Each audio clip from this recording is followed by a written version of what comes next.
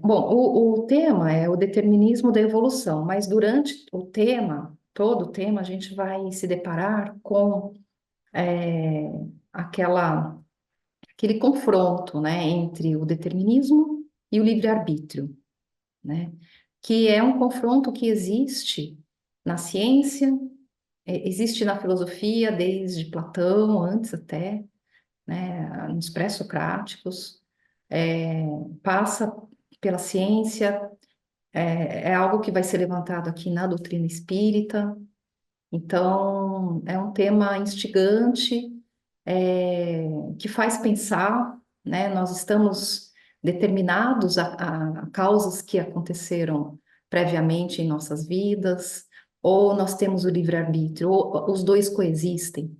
Então, há filósofos que são puramente deterministas, há filósofos que são puramente é, libertários, existencialistas, né, que é Sartre, que vai falar do livre-arbítrio, há filósofos que conseguem conciliar os dois entendimentos, como Spinoza, tá? Então, o tema, e a gente vai entrar na questão da filosofia espírita mesmo, né? Que fala de como o livre-arbítrio é possível dentro de um determinismo, divino, né? Das leis determinísticas, leis naturais e as leis divinas. Como é possível a gente praticar, sim, o livre-arbítrio. Então, vou ler aqui a reflexão, né? A criação é um quadro vivo. O espectador, diante de uma pintura, fica extremamente absorvido pelas cores, pelas formas e pela paisagem. A contemplação chega a ser tão intensa que ocorre uma interação entre ele e a pintura, a ponto de ele passar a viver aquela realidade, se tornando parte do conjunto. E o quadro passa a ter vida, torna-se dinâmico e vai se modificando. O tempo passa e ele se torna mais belo. De repente, outro espectador se aproxima e começa a admirá-lo, e num processo semelhante passa a vivê-lo tal como o primeiro. E com essas vivências a obra se aprimora. Essa é a obra do Criador, que por si só se torna prima. Então, eu identifiquei três palavras-chave aqui nesse texto, é, que demonstram como é possível essa essa evolução dessa obra, né? Que é contemplação, né? Porque com a contemplação, né, da natureza, do mundo, da vida, a gente consegue interagir com o mundo, interagir com a vida. E a partir daí, tornarmos parte desse conjunto, desse mundo, dessa vida.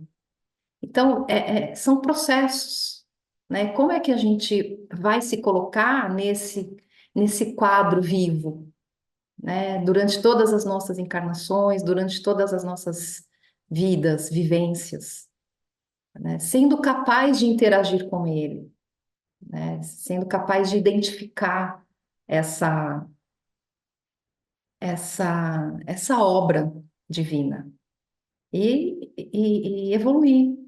Evoluir é chegar nesse lugar em que a obra vai se tornar prima, né? Nós começamos simples, é, é, espíritos sem conhecimento algum, para chegar lá nessa obra-prima, né? E depende de todos nós. Deus fez a parte dele para que a gente chegue nesse lugar, né? Nesse ponto de iluminação, né?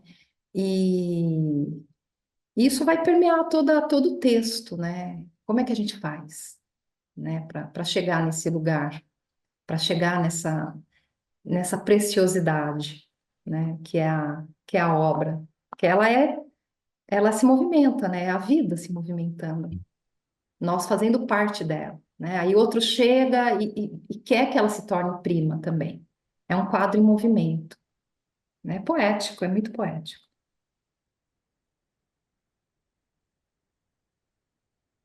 quando eu gravei um vídeo pequeno que o Manuel publicou no nosso grupo, tem um pedacinho que fala: Creio em ti ao ver que a chuva cai e faz a flor nascer. Ora, quando o poeta, já que você falou que é romântico, quando o poeta escreveu esse versinho, que é de toda a música, Creio em ti, né, que é um sucesso, Creio em ti, para quem não ouviu, eu sugiro.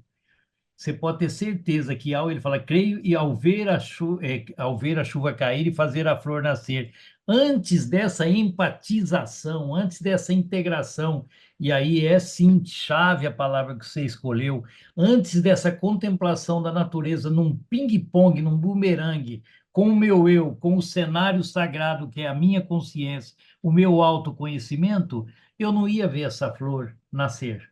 Talvez eu ia correr da chuva com uma guarda, com um plástico, mas não ia prestar atenção na florzinha nascendo. Eu, quando eu caminho com a minha cachorrinha atualmente, eu desvio de formiguinhas carregando nas costas uma folhinha verde. E antes eu, sem querer, lógico, pisava nas formigas. Então, a partir do momento que eu tenho essa interação, essa empatia com os passos que eu ouso, que eu uso, que eu calco o chão de um globo que me pertence, eu passo a ver a formiguinha, ela é um microcosmo de todo um cosmo, toda uma determinação desse universo. Eu acho Né? que por E isso que é uma quanto obra-prima viva, viva, viva. viva, e quanto mais pessoas conseguirem chegar nesse nível de contemplação e de evolução, a obra vai se tornar cada vez mais prima, né?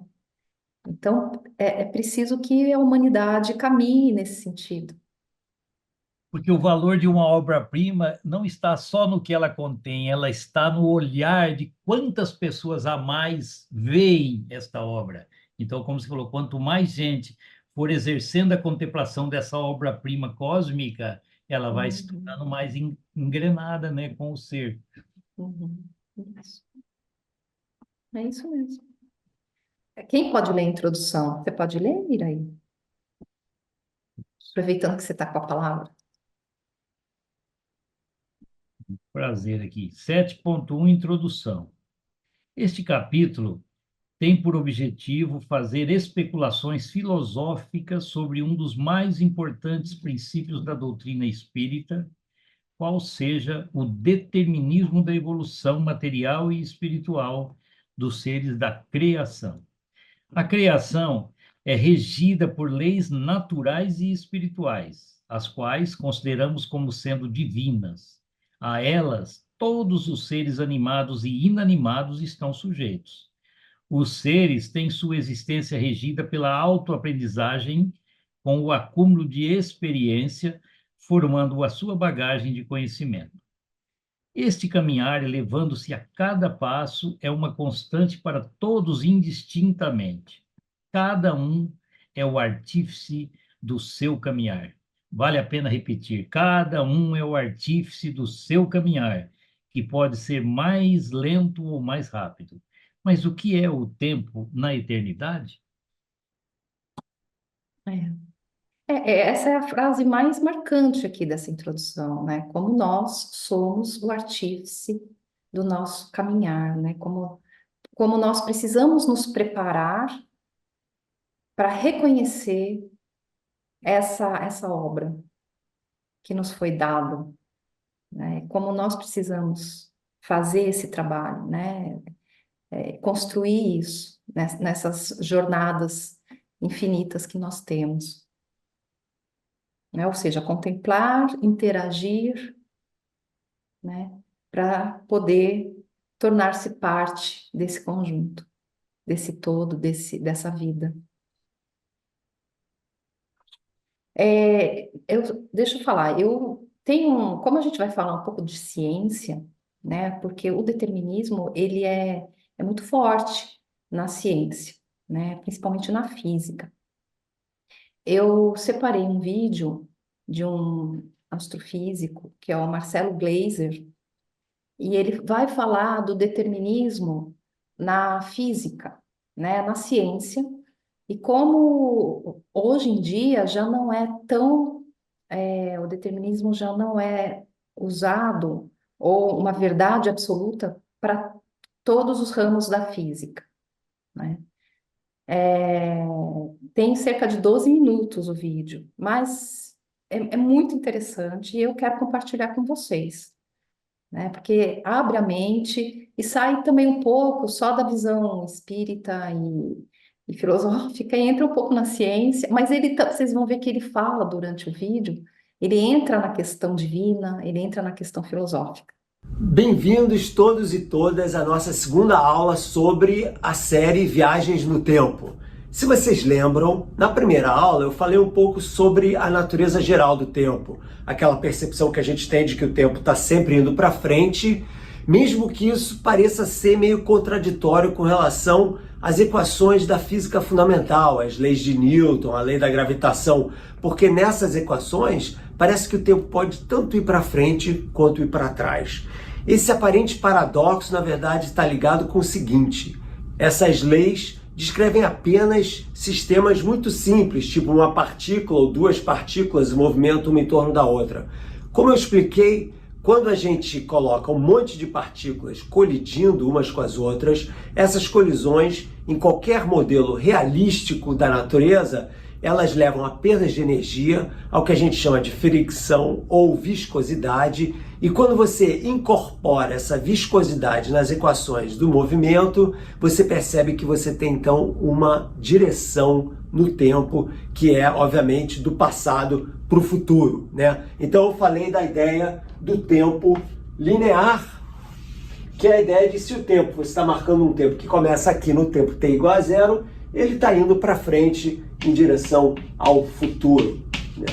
E eu mencionei também que a questão que a gente quer chegar é a questão sobre viagens no tempo, né? Então, obviamente, se eu não fizer nada, fechar meus olhos aqui e meditar um pouquinho, o tempo está passando para frente. Então, obviamente que a gente está sempre viajando no tempo para o futuro. Mas a questão é se a gente pode pular. Será que eu posso, de uma forma rápida, chegar a 100 anos avante ou a 1000 anos avante? E por que a gente não pode ir para trás? Então, antes da gente explorar essas coisas, hoje eu quero falar numa consequência dessa ordem do tempo, que na física clássica é chamada de determinismo. A ideia de que o momento presente determina os momentos futuros e, nas equações simples da física, os momentos passados também. Então, em princípio, se você soubesse a posição de todas as partículas que existem no universo nesse momento e também todas as velocidades, na verdade você precisa da posição e da velocidade, você, ou uma supermente, como uma vez falou o cientista francês Pierre de Laplace, como ele explicou uma vez, você poderia então, essa mente poderia então prever o futuro de uma forma perfeita. Então a questão é essa, determinismo. Será que ele existe mesmo? Será que a natureza tem tudo determinado? Será que você é dono do seu futuro? Você tem a liberdade de escolher o que você vai fazer? Ou será que você é uma espécie de marionete nesse rio do tempo que é simplesmente carregado, sem ter a menor noção de que todas as suas escolhas são, na verdade, pré-programadas nesse grande livro da natureza?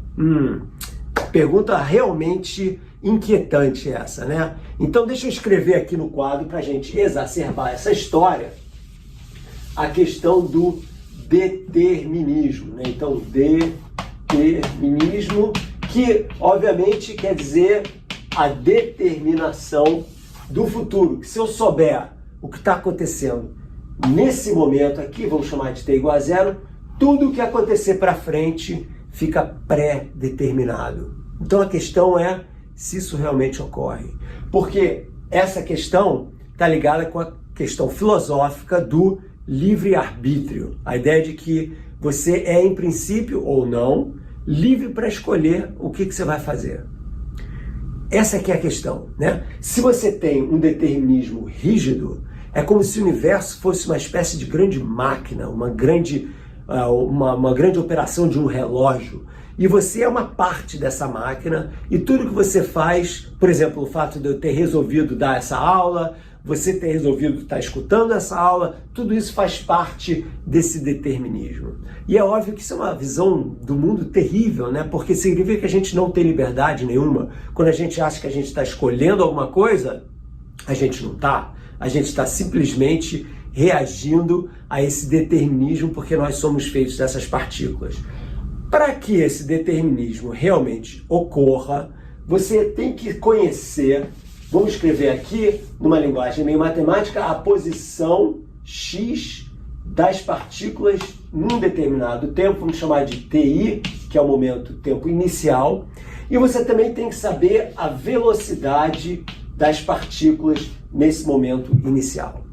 Então, obviamente, se eu tenho uma partículazinha só que está indo para frente no tempo, eu sou capaz de dizer qual é a velocidade inicial dela e a posição inicial dela.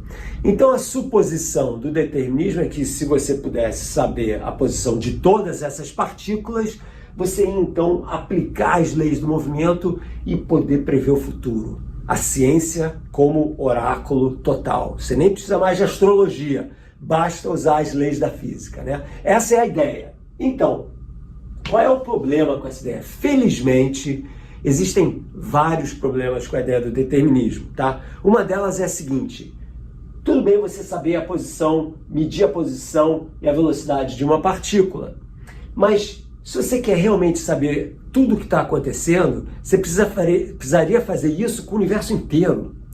E para você fazer isso com o universo inteiro, você ia ter que medir a posição de todas as partículas que existem no universo ao mesmo tempo.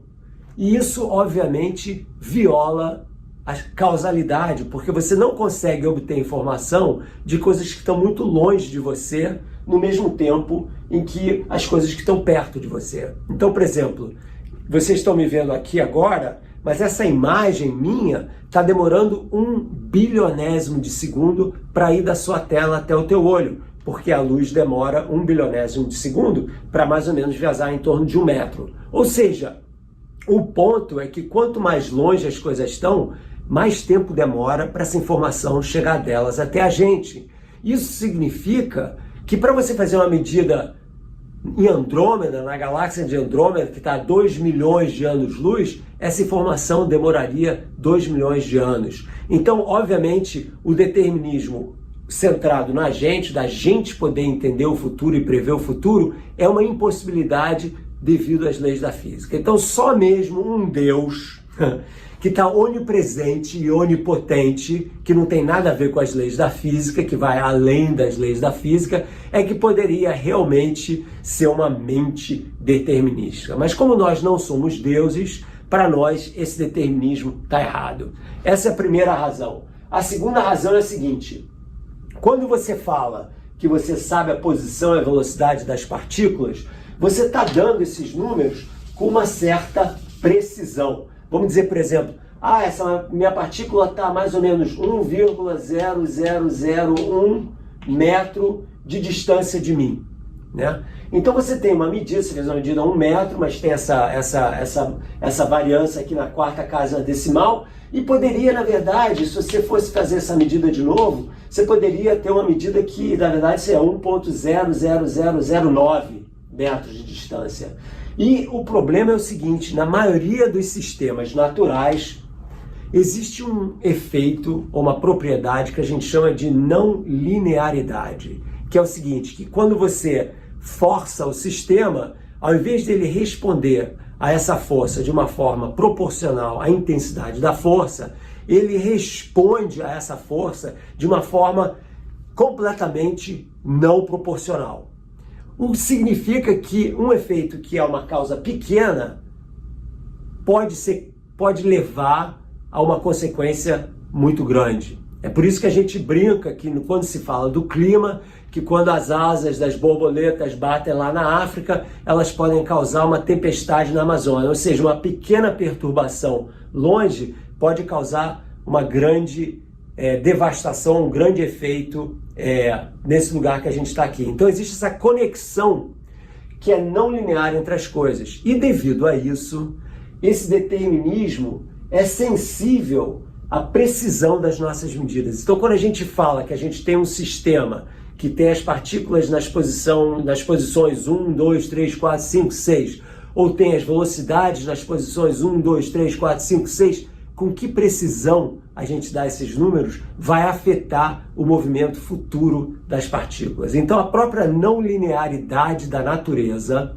leva a uma imprecisão nas nossas previsões do futuro. O que, sinceramente, para mim é uma coisa muito boa, porque se você parar para pensar, as leis da natureza, as equações que a gente usa para descrever as leis da natureza são aproximações. Elas não são a natureza, elas são uma representação da natureza. E por serem uma representação da natureza, elas não são perfeitas. E as medidas que a gente faz da natureza, por exemplo, para medir as posições das partículas no momento t igual a zero, também não são precisas. Então essas imprecisões que tornam, de uma certa forma, a ciência uma narrativa que é muito humana e não divina, entendeu? Não perfeita, faz com que a gente não consiga realmente levar a cabo ou representar de uma forma concreta esse determinismo que, em princípio, poderia existir. Então, felizmente, o fato das leis da física serem causais, ou seja, que realmente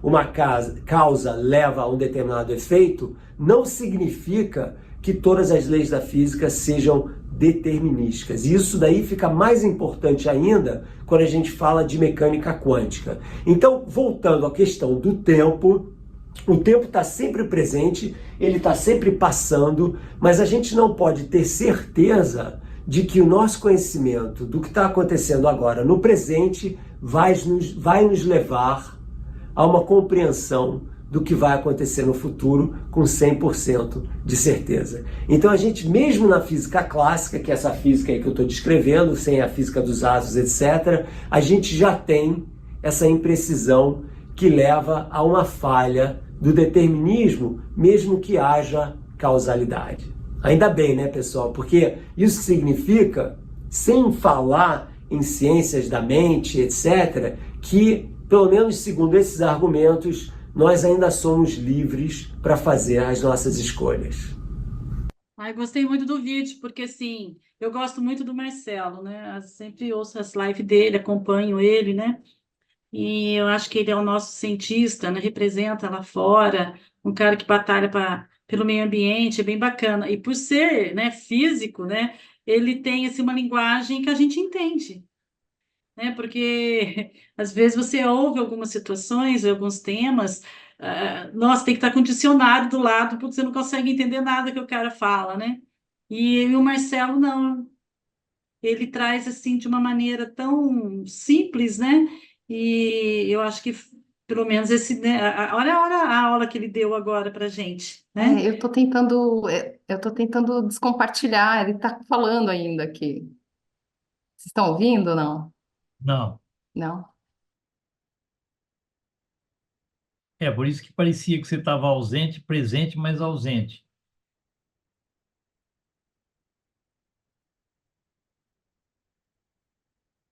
Que ela tá ouvindo o Marcelo ainda, não tá ouvindo. Você está ouvindo a É, gente, Vanessa? está sem microfone, Vanessa. Você, seu microfone.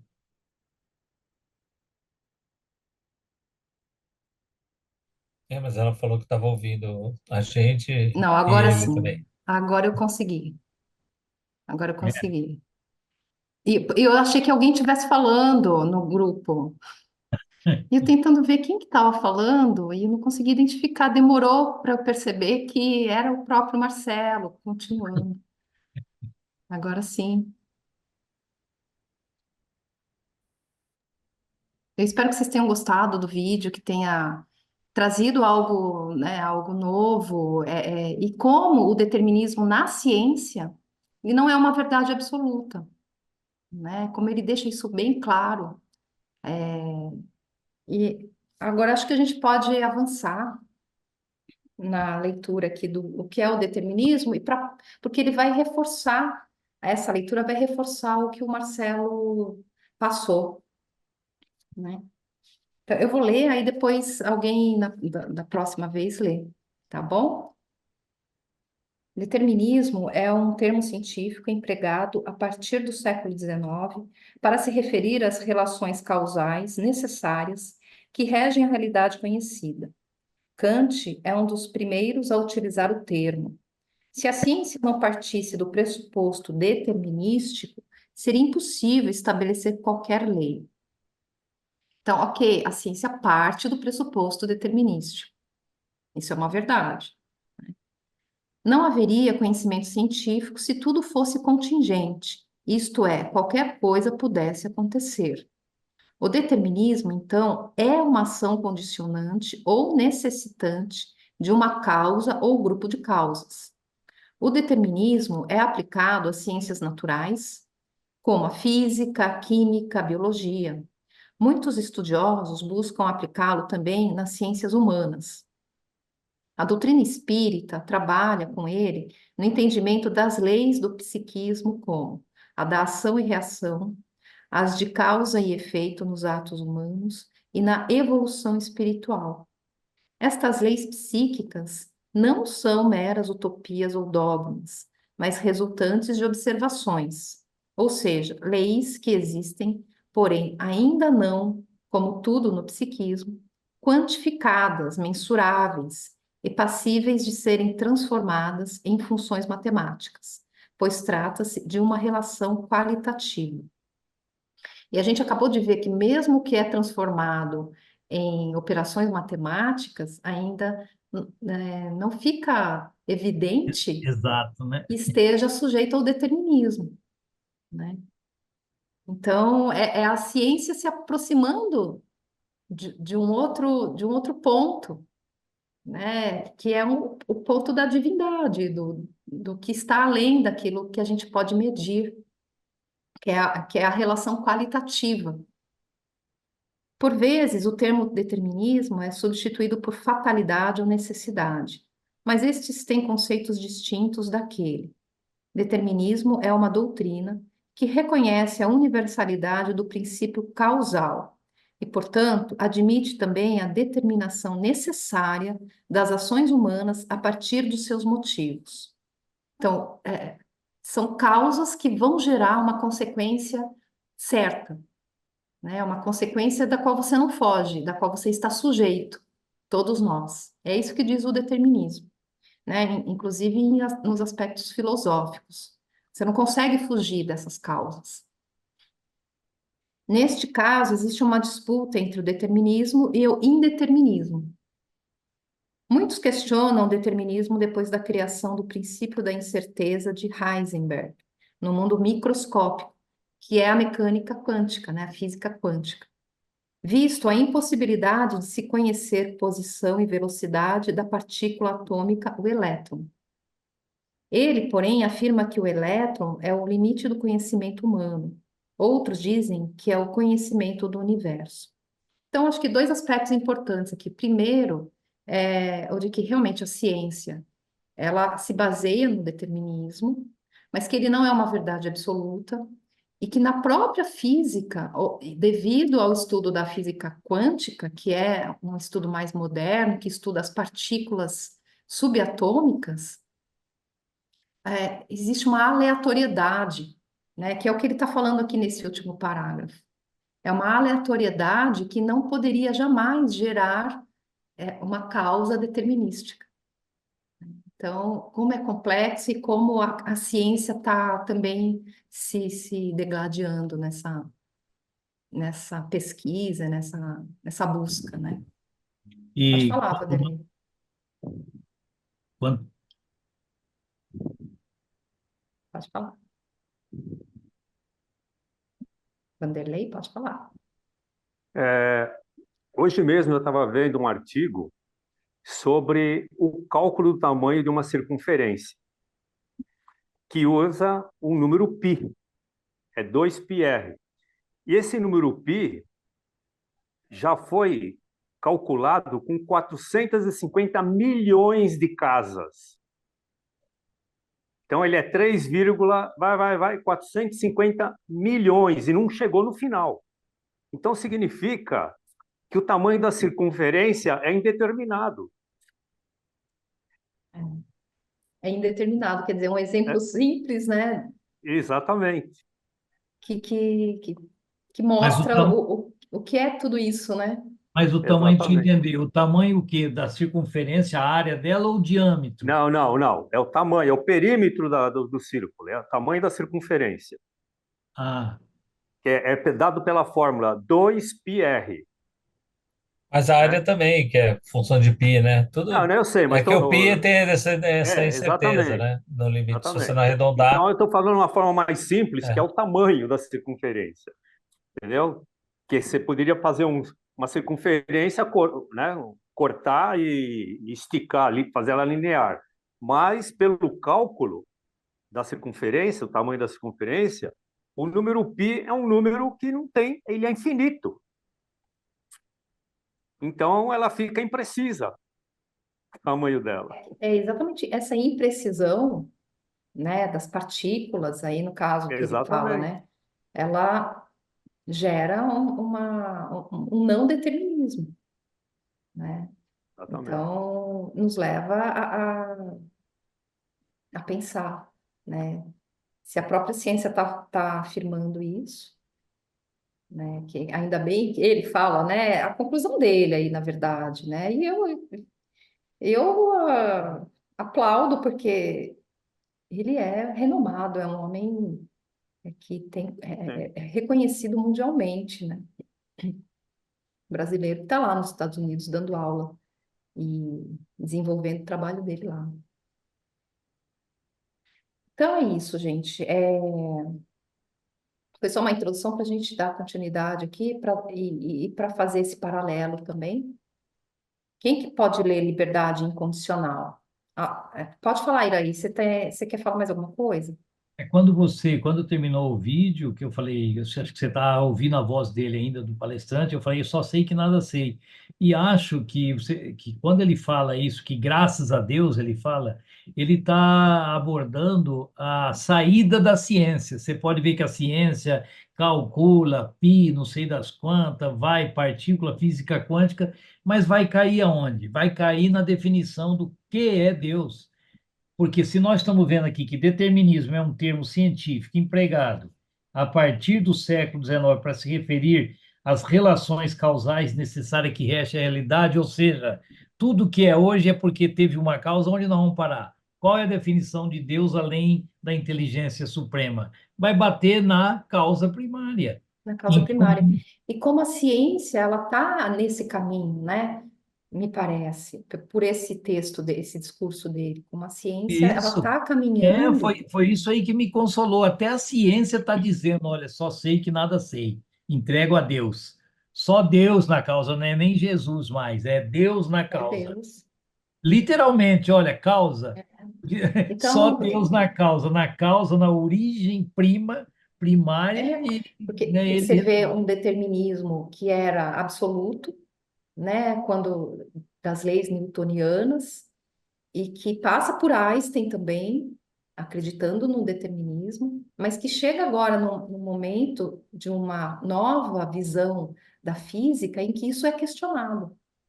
Isso é questionado, e isso leva a um olhar de que algo maior existe, né? De que nós somos meros seres humanos com a nossa visãozinha de ser humano. Então, a ciência está nesse caminho, né? É isso. Quem que pode ler liberdade incondicional? Que agora vai entrar no aspecto da liberdade, né? Do livre-arbítrio. Posso ler. Tá. 7.3. Liberdade incondicional. Contrapondo-se ao determinismo, existe a liberdade humana. Esta liberdade, regida pelo livre-arbítrio, é o poder de escolha de um ato, independente das forças externas que atuam sobre o ser humano. Entendemos assim que o homem tem a livre escolha, porém fica sujeito às leis causais. A consequência do ato pode ser boa, útil ou favorável, como pode lhe causar danos ou sofrimento. O não conhecimento das leis determinísticas leva o ser humano a sofrer as consequências do ato. Concluímos que o conhecimento é a ferramenta-chave para a aplicação adequada ou mesmo com presciência de acontecimentos posteriores. A liberdade não é ausência de obstáculos, mas o desenvolvimento da capacidade de dominá-los e superá-los.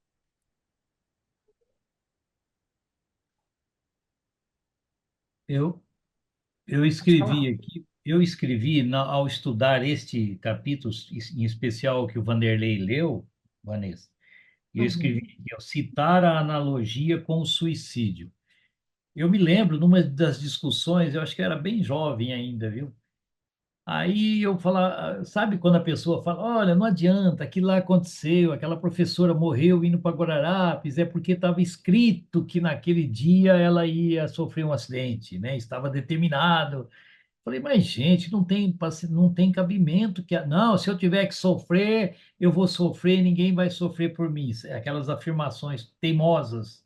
E eu fui dar um exemplo, eu falei assim, gente, vamos supor que um dia o suicida, na época eu falei, se eu resolver me dar um tiro no ouvido para falar que não existe o determinismo, a pessoa falou, mas vai estar determinado lá que você ia teimar sobre o determinismo e ia meter um tiro no ouvido. Eu falei, isso, então desisto. Entendeu? Eu estou fazendo a comparação do determinismo com a vontade humana. Então, se o É, suicida falar, vou provar para você, é Marcelo, né, o nome do menino aí. Se ele falar Marcelo lá no Gleiser. pau, falar, eu vou provar que o determinismo não existe. Vou dar um tiro no ouvido aqui para provar para vocês que não vai acontecer, não estava previsto para mim o que o determinismo previu para mim. Não. Ah, vamos falar assim, mas estava previsto, inclusive, que você ia se matar num palco. Então, é complicado. É. Porque tem um imponderável, né? Tem algo que acontece e que pode mudar, Não, e né? sem falar que nós não entramos, não sei se vai entrar ainda, Vanessa, na questão da reencarnação, que é Sim, outra vamos. polêmica, né? Vai Sim, ver mais para frente, vai ter sobre isso, porque lá vai. o cara vai reencarnar a um determinado projeto para a pessoa vir para a Terra. É É assim? é o próximo tema, o determinismo ou liberdade. Ah, tá. Então vamos lá, vamos aguardar. Só vou falar aqui rapidamente sobre três filósofos que falam, um fala do determinismo, que é o Levi Strauss, o outro fala do existencialismo, que é a liberdade, e que é Jean-Paul Sartre, e por fim o Spinoza, que une as duas teorias, né? Então, o Claude Lévi-Strauss, ele entende que nós vivemos em estruturas. Por isso que chama a tese dele, não só dele, né? Ele desenvolveu, mas o Baruch, o Foucault acabou também é, é, difundindo também esse entendimento, que é o estruturalismo. Então, no estruturalismo, você tem estruturas, tá? Sociais, políticas, econômicas, culturais, que direcionam o nosso comportamento. Então, são regras pré-estabelecidas, normas sociais, políticas, econômicas, sociais e culturais que nos moldam e da qual nós somos vítimas, né? Porque se a gente não tem essa liberdade de escolha, nós estamos fadados a agir de acordo com essas regras, né? A liberdade seria uma ilusão. Então, por força dessas estruturas que vão nos moldando durante a vida. Aí vem Sartre, e os dois já no século XX, né? Falar do existencialismo. Então, o que que ele fala? Ele fala que o homem, a existência precede a essência. Então, nós, seres humanos, somos nada, tá? Porque nós vamos nós vamos nos construir durante a vida. E como é que nós vamos nos construir? Através do uso da nossa liberdade, né? A nossa liberdade né, o livre-arbítrio, ele tem uma responsabilidade. Nós temos uma responsabilidade pelos nossos atos. Então, nós vamos sofrer essas consequências, porque a nossa natureza, ele fala, o homem está condenado à liberdade. Não existe uma natureza humana, mas sim uma condição humana, que é essa liberdade. Então, nós temos o poder de escolha de acordo com as situações que são dadas. E nós temos que assumir essas escolhas, né? Então, é a liberdade total. Sou eu comigo mesmo, né? Porque não existe uma instância moral, científica ou religiosa que justifique as minhas escolhas, tá? Então, é a liberdade, é o livre-arbítrio. E aí vem Spinoza, que traz uma posição intermediária. Spinoza, ele era ele era panteísta, né? Assim, a visão dele. Porque ele entende que existe liberdade, que é a visão da doutrina, né? A liberdade está dentro do determinismo. É possível ser livre dentro do determinismo. Por que que ele diz isso? Porque Deus está em todas as coisas. Deus está em tudo. Deus está em nós, Deus está na natureza. Para ele, Deus é natureza, né? E nós temos essa substância divina, porque nós somos essa substância divina. Então, ele diz que na vida a gente é capaz de ter três tipos de conhecimento: o conhecimento sensorial, sensível, o conhecimento racional e o conhecimento intuitivo. Então, esse conhecimento intuitivo nada mais é do que a capacidade da gente conhecer a nossa substância divina. São poucos que conseguem esse conhecimento, mas a partir do momento em que você tem o conhecimento da sua substância divina, você é capaz de fazer escolhas dentro dessa vida divina, né? Porque afinal nós somos essa substância, nós somos capazes de fazer essas escolhas, encontrando a nossa potência, né? Através de bons encontros. Então, o que são bons encontros? Você vai escolher, né? Ser carinhoso, ouvir uma boa música, conhecer boas pessoas, fazer a bondade, enfim. Ou você pode fazer maus encontros.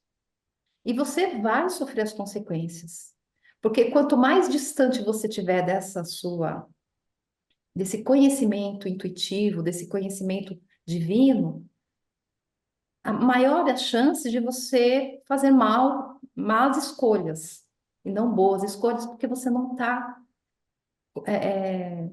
preparado, né? Você não conseguiu chegar a esse conhecimento divino, né? Então, essa é a visão do Spinoza, que é linda, né? E que vai ao encontro da visão da doutrina espírita, tá? Quem que pode ler o determinismo ou liberdade? Por que que eu quis apresentar? Porque a Não, gente vai ver isso só aqui me deixa, nas deixa só eu falar reflexões. te agradecendo, deixa eu só te agradecer por esse esclarecimento, porque eu agora acabo de reforçar uma consciência totalmente de Spinoza, sabe? Nós já falamos do teísta que vê Deus com a silhueta do humano e o deísta que vê Deus em tudo. Com essa sua explanação comparando as três visões, aí eu concluo que eu sou Spinoza até debaixo d'água, sem me afogar ali, e morro de medo d'água. E também porque Spinoza traz essa visão, né? Que a gente É, né? está. É, É familiar para a gente, né?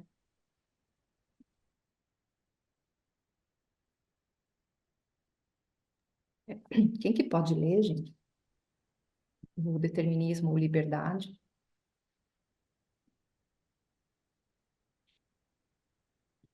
Pode ler, Irene? Divanir? Posso ler? Determinismo ou liberdade? Afinal, o homem é livre ou sujeito ao determinismo? Na verdade, o homem é livre e é determinado ao mesmo tempo. Segundo a dialética, determinismo e liberdade possuem um vínculo. Enquanto o determinismo é a força exterior da natureza ou da cultura, procurando manter o homem dentro das leis, do fluxo harmonioso da vida, a liberdade é interior e oriunda do seu livre desejo. Quando essas forças se contrapõem, o contexto maior impõe suas rígidas normas ao contexto menor. O entendimento espírita tem uma visão mais ampla do determinismo, podendo até colocar suas causas em vidas passadas e suas consequências em vidas futuras. Alguns exemplos irão nos suscitar grandes reflexões sobre as questões determinísticas. Um tetraplégico tem liberdade? Um preso com pena perpétua tem liberdade? Onde está a causa determinística de um ser que nasce cego? É fruto de uma casualidade? Marilena Chauí, em seu livro Convite à Filosofia, cita o caso de uma mulher negra e pobre vivendo numa sociedade racista, machista e classista. Ela está sendo vítima de qual determinismo? Onde estão as origens desses efeitos?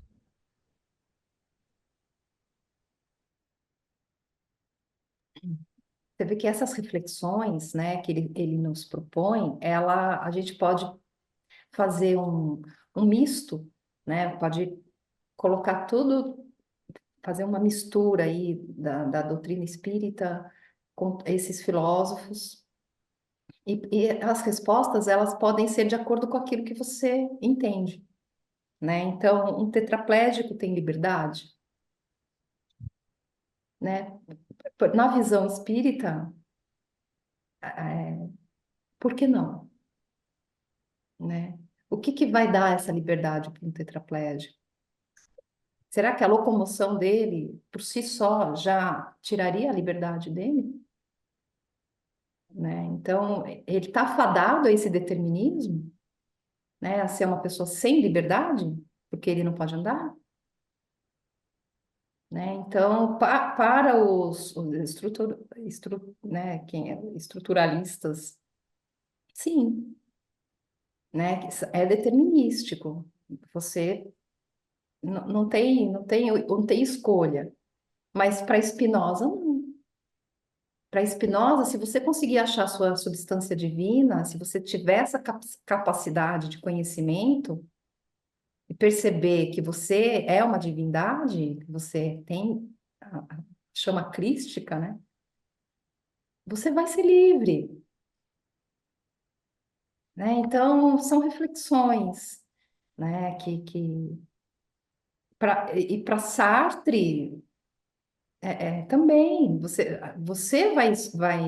vai determinar a sua essência, né? Através da sua existência. Através da sua existência que você vai vir a ser algo, né? Um preso com pena perpétua tem liberdade? Onde está a liberdade? É capaz de achar essa liberdade dentro dele? Né? Então faz a gente pensar, né, que nenhum de nós está sujeito a ser aquilo que parece que a gente tem que ser, né? A gente tem a capacidade de escolha, ainda que diante de uma situação difícil, crítica e impossível, aparentemente impossível. Aí, onde está a causa determinística de um ser que nasce cego? É fruto de uma casualidade? Primeiro, não é, né? Não é fruto de uma casualidade.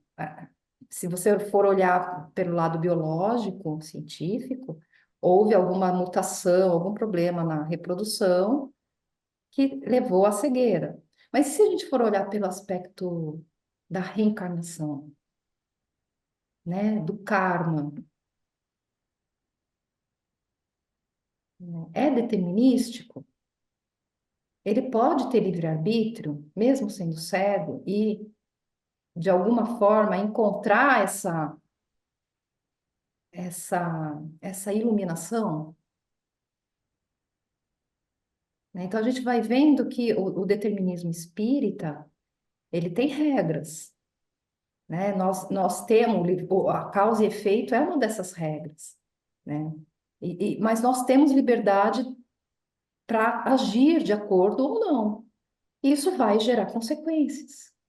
Isso vai gerar consequências. Será que esse cego de nascença não é uma consequência de uma causa pretérita, de um karma criado? Mas é determinístico? Não. Ele pode mudar nessa encarnação, ele pode vir a ser outra pessoa, ele pode se recuperar, né? Se recuperar no sentido moral, né?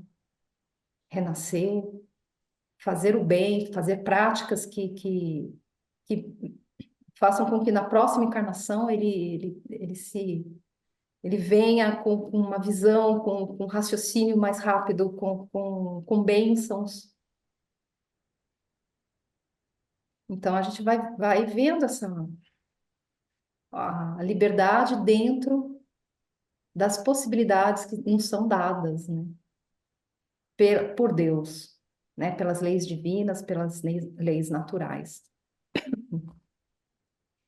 E, por fim, o caso da mulher negra e pobre vivendo numa sociedade racista, machista e classista. Ela está sendo vítima de qual determinismo? É desse determinismo estrutural, que fala que ah, essas estruturas sociais, elas podem nos moldar, podem nos direcionar. Então, o homem machista, o homem racista, a mulher, o homem, enfim, pode não ter consciência desse determinismo, mas que ela está sendo vítima, está se sujeitando a esse estruturalismo, né? Pode falar, Divani. Então, essas questões levantadas, né? A gente já falou algumas vezes, né? Os livros aí, né, já tem um tempo, mas acho que ele é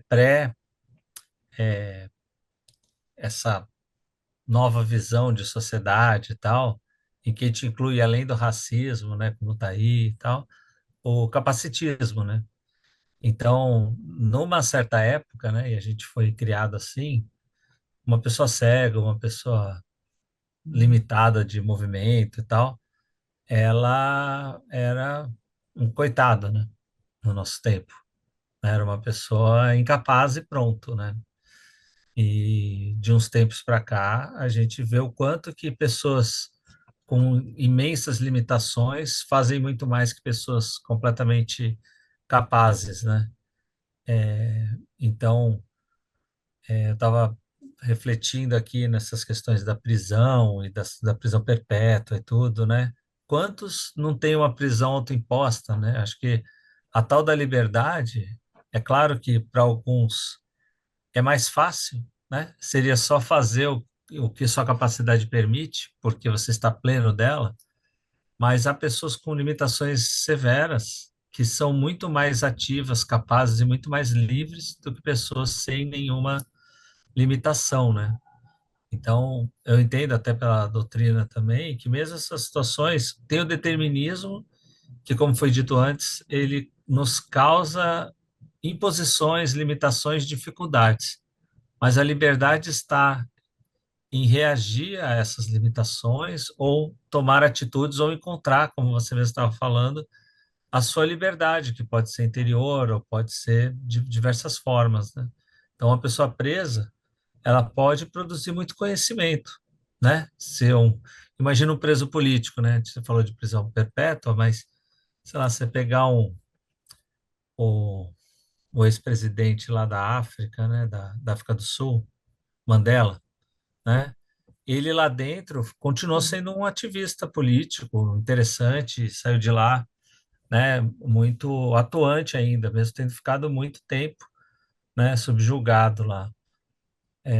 E tem vários casos assim, né, e se a gente deixar o Stephen Hawking lá, claro que ele foi se deteriorando, né, mas ele, enquanto estava pleno, ele foi, estudou tal, mas era uma mente tão brilhante que mesmo depois com toda a sua limitação, continuou produzindo conhecimento e se questionando e, e depois refutando coisas que ele tinha escrito, né, e reescrevendo. Então, ele não se acomodou.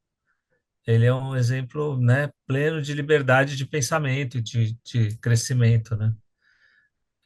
Então, acho que essa prisão, o determinismo fez com que fosse limitada a atuação do Stephen Hawking, mas ele não se aprisionou a isso, né? Então, Ele exerceu seu livre-arbítrio é. plenamente, plenamente. Pode Vanessa, falar, Iraí, pode falar. eu escrevi aqui sobre essa leitura que foi feita, fiz um asterisco e coloquei fazer analogia com o penhasco.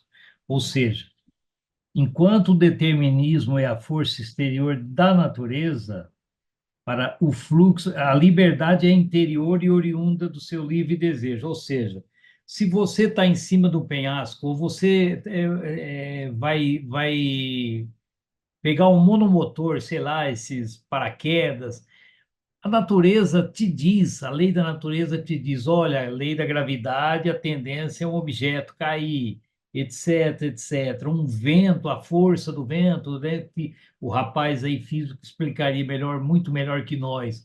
Ele vai te jogar, parará, parará. Você tem o livre-arbítrio de contrariar esse determinismo, não. É esse jogo que eu acho que a gente fica com o livre-arbítrio de decidir, mas com a consequência dos nossos atos. Então, isso vai sempre ter, né? E você falou de uma lei natural, né, que é Exato. a gravitação, gravidade, Isso. né? Então, ela é determinística, né? Exato. E é do É, conhecimento, a é pessoa uma não lei pode alegar natural, ignorância. ou É. você se age de acordo com ela, ou você vai ter problemas, né? Eu disse que eu morro de medo d'água, né? Se eu cair numa bacia, antigamente a gente tomava banho de bacia, né? Eu morria de medo de tomar banho porque eu achava que eu ia morrer afogado na bacia. Então imagina, pô, eu não entro em rio de jeito nenhum. Barco, vou entrar num barco, o que que é o determinismo? Que uma pessoa lá debaixo da água, ela vai faltar oxigênio, né? Ela vai morrer, não tem de jeito. Então agora eu tenho livre-arbítrio. Você vai no barco ou não? Poxa, a escolha é minha. Esse é o contraponto, determinismo da natureza e o livre-arbítrio meu, pessoal, cabe a mim decidir. É isso. É isso aí, gente. Podemos ir adiante, então? Vamos lá.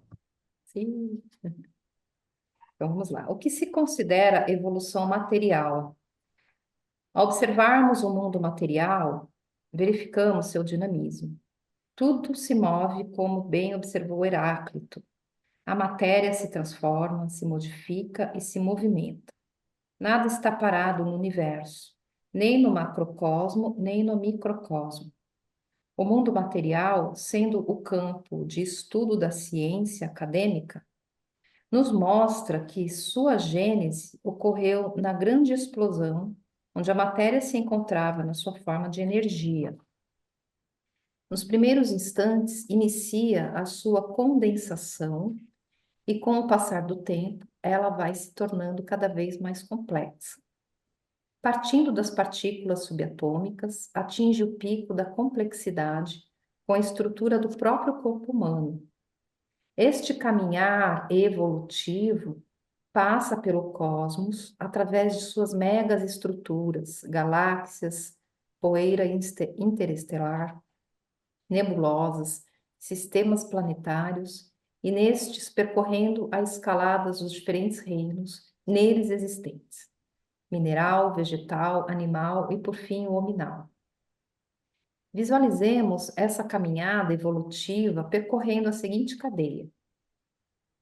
Então, ele está falando da caminhada evolutiva da matéria, né? Energia, desde do Big Bang. Energia, quarks, partículas subatômicas, prótons, nêutrons, elétrons, neutrinos, núcleos atômicos, átomos, moléculas simples, moléculas médias, grandes moléculas, cristais, células, seres unicelulares, vírus, aí entra a vida, né? vírus, bactéria, micro-organismos, algas, plantas simples, samambaias, árvores, flores, plantas carnívoras, moluscos, insetos, peixes, répteis, aves, mamífero e homem. O princípio inteligente acompanha a evolução material, estagiando nos reinos inferiores e se integrando inteiramente à matéria no reino nominal, onde inicia o processo reencarnatório. Ele vai falar no próximo item da evolução do princípio inteligente. Aqui ele está focando mais na evolução da matéria, né? Como esse quadro, né, que a gente viu no tema, lá na reflexão, como esse quadro ele está se tornando uma obra-prima, né? Ele começou uma energia concentrada, isso falando da Terra, né? Sem falar do universo, né? Então, como ele foi se tornando uma obra-prima de acordo com a evolução determinística da matéria. O, Acho que é o Leon Denis, na obra dele, O Problema do Ser, do Destino e da Dor, se ele fala, tem uma frase que o homem, o princípio inteligente, acho que passa, né, pela matéria, dorme no vegetal e acorda no homem, mais ou menos assim. Uhum. E eu fico pensando, fazendo essa analogia que você falou aí do quadro, né, que nós chegamos num estágio em que a gente começa a analisar a criação, né, a natureza. E eu fico Uhum. perguntando, e será que uma formiguinha não fica também perguntando lá, falando do cenário delas, ou, puxa, tem um monstro aqui que é um homem, quase me pisou em cima, etc, etc. E será que vai parar em nós essa contemplação, pegando o termo que você usou no início da aula, sobre essa obra divina? Será que tem, ou lá, quem sabe, nessa ascensão espiritual, uma das leis progresso, que você não regride, pode estacionar, mas você sempre vai progredir? Será que vai ter uma hora que nós vamos assim contemplar, né, mais ainda esse quadro, esse universo ao qual pertencemos, do ponto de vista, inclusive, de espectador espiritual mesmo nos planos superiores? Eu penso que sim, ao ler as Sim. obras de André Luiz, né, Uhum. a gente tem, às vezes, É, essa é aí é que está o determinismo. e sem falar que nesse estágio em que estamos, que nós observamos, a gente não dá valor, não olha. A gente passa desapercebido da beleza desta obra-prima. Sim. É isso aí. Vamos em frente, então. Agora vai entrar na parte da evolução espiritual, porque é a trindade, né? Deus, matéria e espírito. E tudo teve um começo, né? Deus é o artífice, né? O arquiteto. É o Evolução relógio. espiritual. Deixando o mundo material, objeto de estudo da ciência acadêmica, adentramos o mundo abstrato, foco da ciência espírita. Assim como a matéria é a essência do mundo material, o princípio inteligente é a essência do mundo espiritual. A matéria é dinâmica, se movimenta e se transforma. O mesmo ocorre no mundo espiritual. O dinamismo neste mundo também segue leis semelhantes às da matéria, ou seja, do simples para o complexo, só que agora em experiências e conhecimentos. Sua gênese se faz com o ser fragmento, que após sua criação já atrai o fluido energético sutil para envolver. Evolui no sentido de acumular experiências e conhecimentos, passando nos diferentes reinos, desde o mineral até o crístico. A passagem pelos diferentes reinos se faz em conjunção com a matéria, adquirindo aprendizados característicos de cada etapa. As aquisições empreendidas pelo princípio inteligente obedecem à seguinte graduação: a afinidade, atração e repulsão. as sensações agradáveis e desagradáveis, os instintos de conservação, respiração e alimentação, defesa, proteção e de reprodução sexual, as sensibilidades emocionais, sentimentos, a razão, a intuição e a superintuição. Isso já na esfera hominal, né? Esses últimos. Então, o nosso princípio inteligente, ele estagiou desde lá do mineral. Ele vem acompanhando a matéria, né? E no momento em que passa para o hominal, aí ele começa a reencarnação. E aí começa essa busca da consciência, essa evolução, né, que é determinística, e que nós estamos aqui nesse momento, chegamos nesse momento da história do mundo, da história da vida, né? E vamos adiante, até Cristo, né? A, a- até Deus, né? Na verdade, até Deus. Então, essa é a base da doutrina, né, gente? É a base da doutrina, com o foco no determinismo, mas sem esquecer do livre-arbítrio, que nos é dado.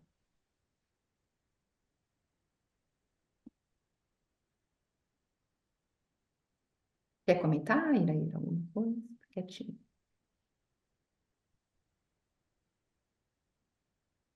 Então, vamos lá, continuemos. O determinismo da evolução material e espiritual. O caminhar progressivo do simples ao complexo em termos materiais e do sem conhecimento ao amplo conhecer em termos espirituais é o determinismo que a lei maior impõe à criação.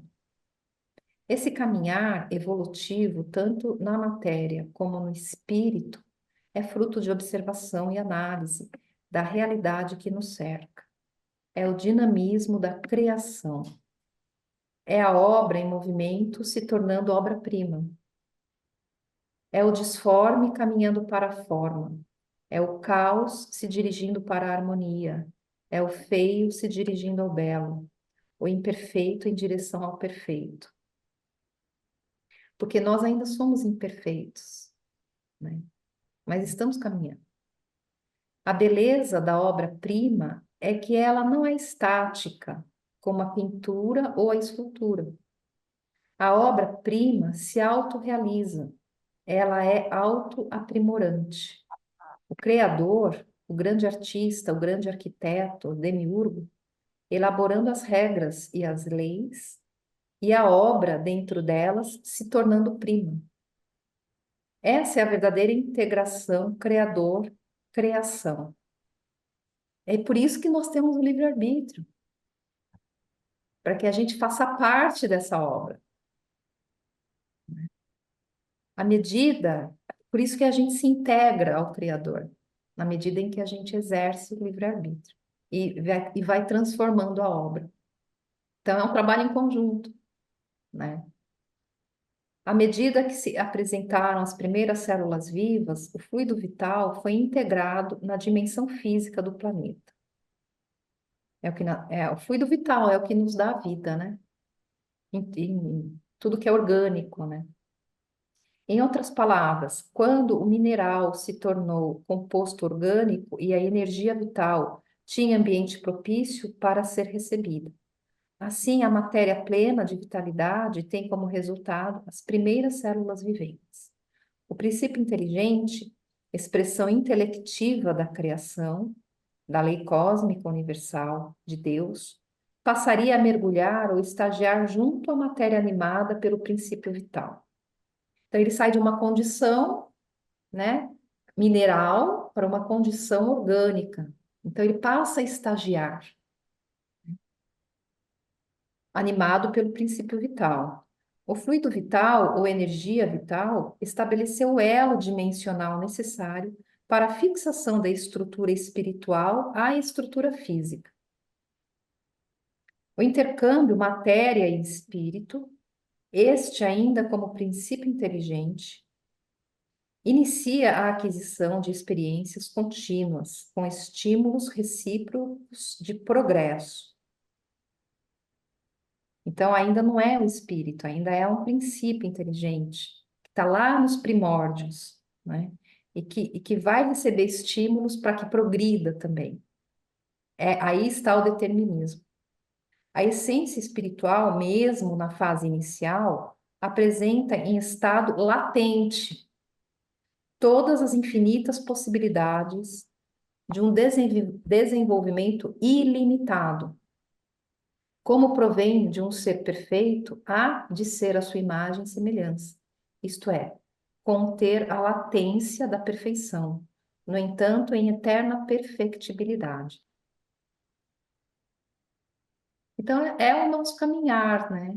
A doutrina explica que a matéria começa de uma forma rudimentar, o espírito também, né? Começa como um princípio inteligente, né? E vai se aprimorando, vai recebendo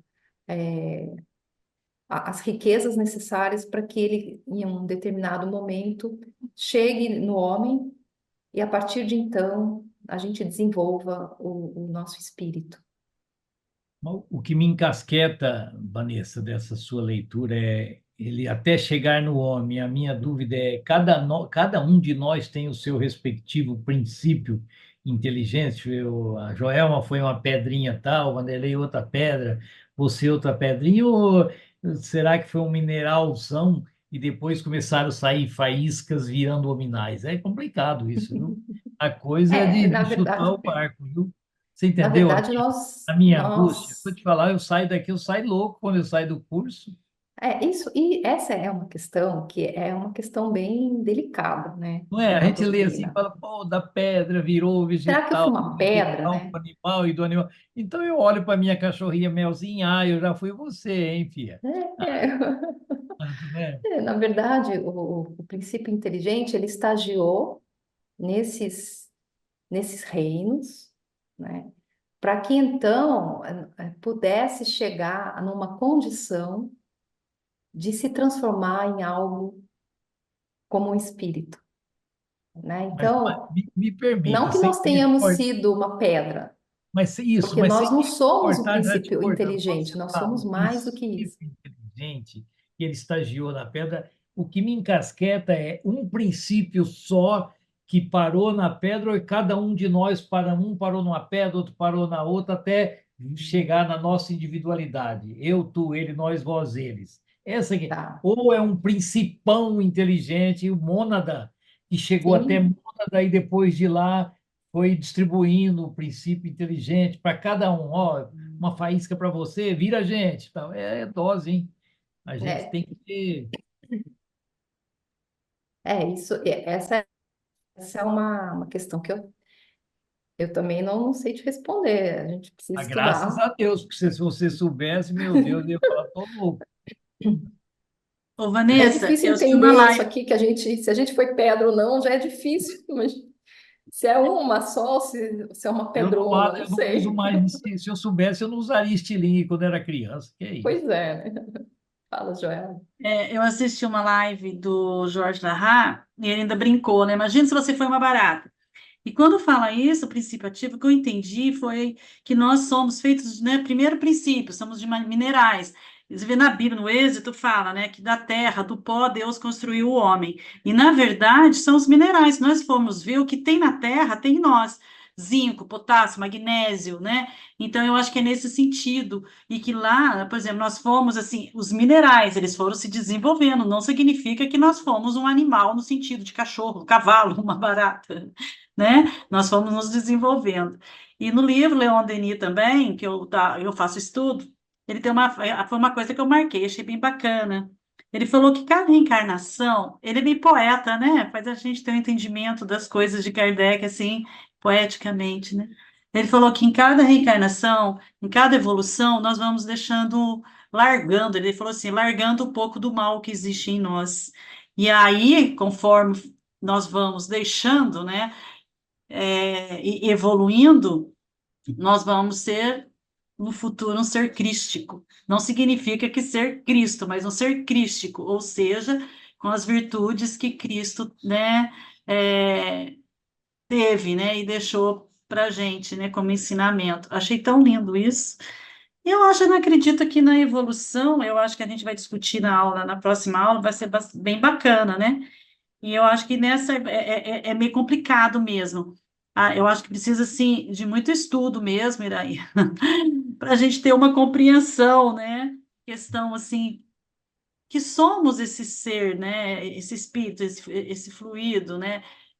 Fluídico, assim, que nós podemos sair do corpo, que nós vamos, que a gente reencarna, enfim. Acho a doutrina, ela realmente, ela, sem instrução, a gente não chega a lugar nenhum. Mas ela traz respostas bem bacanas que faz a gente ter entendimento, né? Aceitação. Eu acho que é bem por aí. Acho que nossa, igual você falou, eu sei que nada sei, então estou existindo, pelo menos. Tem algumas linhas espíritas que dizem que o princípio inteligente, até chegar no reino nominal, ele faz parte de um todo. Ele não tem individualidade, Ah, tem a mônada, né? Ah lá. entendeu?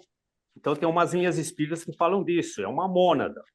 E a partir do reino hominal é que ele passa a ter a sua individualidade. Com Perfeito. livre-arbítrio, Obrigada, com Vanderlei. Isso, com o livre-arbítrio. É, aí agora ficou mais claro para aqui na minha ignorância. Obrigado, Vanderlei. Eu que agradeço. Foi daí, a pessoa se você foi um mosquito, se você foi Ah, um rato, não. uma barata, escolhe aí. Ai, gente, é lindo isso. O Iraí foi uma flor. Ah, eu Pois acho que ele foi uma coruja, né? Que ele é bem inteligente. Uma coruja. É isso aí. Então, chegamos à conclusão, né? Que é bem poética também. O que foi tratado e refletido neste capítulo nos mostra que somos viajores da eternidade, fora do tempo e do espaço. Estamos como seres inteligentes em interação perene com a matéria, seja na forma densa, seja na forma fluídica. Através dela, adquirimos as experiências do campo sensível. Estas experimentações alimentam as nossas intelectualidades cognitivas e investigativas. Elas também nos suprem para o desenvolvimento dos sentimentos e das emoções. E tudo se acumula durante a viagem, formando assim nossa bagagem de conhecimentos. A lei divina, no progresso, é a base da nossa evolução como seres eternos e centelhas divinas. Concluímos que, apesar de estarmos determinados a evoluir rumo à perfeição, somos sempre e tão somente seres perfectíveis, semi-eternos, com início e sem fim, e dinâmicos, enquanto o Pai é a perfeição absoluta, eterno e sem necessidade de mudança, portanto, estático.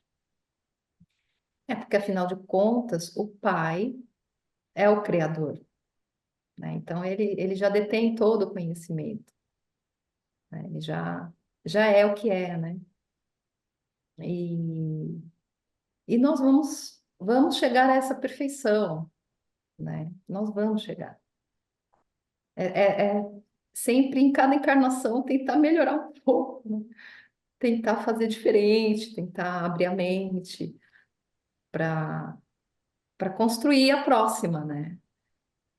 E enfrentando aí as dificuldades, enfrentando as dores, superando, para achar essa potência, né? Essa, que nem diz o Spinoza, né?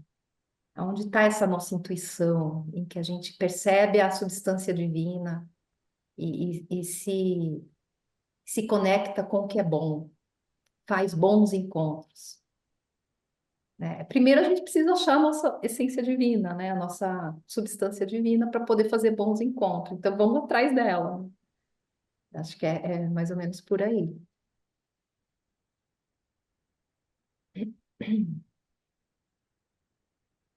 Ok, gente? Lindo, lindo.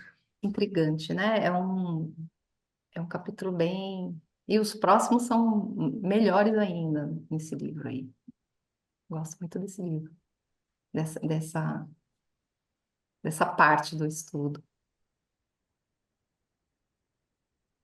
Eu, eu permito fazer na base de analogia, quando fala aqui, né, que nós todos estamos determinados, que você leu aí, né, que apesar de estarmos determinados a evoluir rumo à perfeição, somos sempre tão somente seres perfectíveis.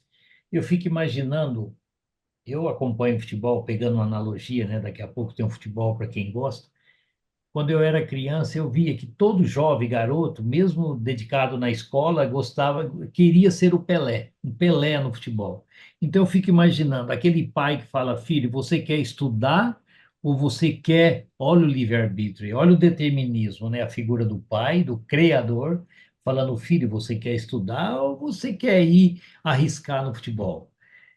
Porque você escolhe, meu filho, se você for para a escola, você vai ter depois um futuro melhor, porque tal, tal. Não, pai, eu vou, quero ser jogador. Bom, aí depois passa-se o tempo e ele vai prestar conta ao pai, porque ele não se tornou um Pelé no futebol, mas ele vai prestar conta, fala: pai, eu tentei, eu cheguei na beira do gol, eu tentei fazer o gol, houve resistências. Eu garanto para o senhor que eu não cheguei a um Pelé, mas pelo menos eu tentei nas minhas escolhas e assumo hoje depender do senhor na questão financeira por não ter lhe seguido o conselho de estudar e praticar uma coisa que naquele dia eu queria, mas eu assumo as minhas consequências. Então, determinismo, pai, livre-arbítrio, criança e as consequências dos atos dessa própria criança. E traz um pouco o existencialismo também do Sartre, né? Que nós escolhemos e temos que ser responsáveis pelas nossas escolhas. Nós somos artífices do nosso caminhar. Lembra que nós lemos aí na aula agora há Artífices. pouco? Nós somos o artífice do nosso caminhar, né? Quem sabe faz a hora, né? É. Então você vê que a própria filosofia traz elementos para que a gente se entenda melhor também, né? Filosofia clássica, né? Que é uma forma de viver bem, né? De viver melhor, se você for ler Spinoza, você pode, só ler Spinoza, você pode se tornar uma pessoa que busca essa intuição, esse aprendizado intuitivo. Ô, Vanessa, e eu não estou jogando loas em vocês, instrutores, Ricardo, Mauro, o Custódio, né, e o Cláudio, etc, etc, porque depois que eu comecei a fazer esse curso, eu acho que toda pessoa que fez EAE, fez curso de médio, fez lá a dedicação no FDJ, eu acho que a filosofia traz um embasamento tremendo para unir a nossa busca, porque acho que a maioria de nós entrou na doutrina espírita, acho que a Joelma já fez essa declaração, buscando respostas. Eu fui uma dessas pessoas, né, que entrei buscando resposta. E a filosofia ajuda a gente nisso. Obrigado por essa experiência que você e demais monitores estão nos dando, tá? É, é bem isso mesmo, né? Nos auxilia muito, nos faz ter uma vida melhor, sermos mais completos, né? Mais felizes. É a felicidade. É quando você desce o elevador cantando. É simples, mas é verdadeiro, né? É isso, gente. Agradeço a todos a participação. Gostei muito dessa aula. Para mim também foi um aprendizado. É sempre um grande aprendizado. A vida é tão corrida, mas a gente, muitas vezes eu já falei, não sei se eu vou dar conta, não sei se eu vou conseguir continuar, né? Primeiro porque tem homens que fazem isso há anos e que vêm estudando muito, que se dedicam muito, né? Todos eles, e aí a gente se depara com uma situação, e será que eu consigo, né? E a cada aula, cada estudo é um aprendizado, é uma alegria.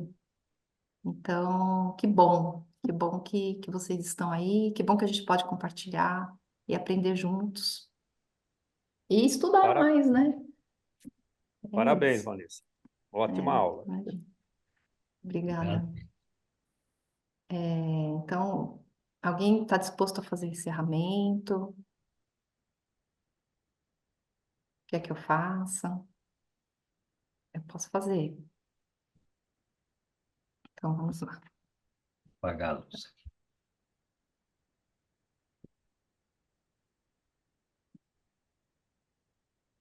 Como sempre, quero agradecer a presença dos amigos, dessa alegria de poder compartilhar, esses momentos de reflexão, de crescimento, da alegria de poder aprender, a cada dia, né? Com a doutrina espírita, com a filosofia, com a ciência. A alegria de ter a capacidade de olhar para dentro e sermos capazes de nos tornarmos melhores a cada dia, a cada momento. Nos revermos, nos policiarmos, olharmos para as nossas emoções, olharmos para os nossos pensamentos e buscar o que há de melhor dentro de nós, porque nós somos capazes disso e esse é o nosso caminhar, né? A capacidade de olhar para dentro, buscar esse aprendizado intuitivo, que nem diz Spinoza, buscar essa liberdade dentro das leis divinas, das leis da natureza e evoluirmos a cada encarnação. Então, que todos nós possamos ter uma boa noite de sono, que todos nós possamos ter muita força, muita garra, muita paciência e muito amor no nosso coração. Que assim seja. Graças a Deus. Valeu, galerinha. Boa noite a todos, boa semana. Boa Como diz o noite. Ricardo, Boa melhor noite. Obrigada. abraço.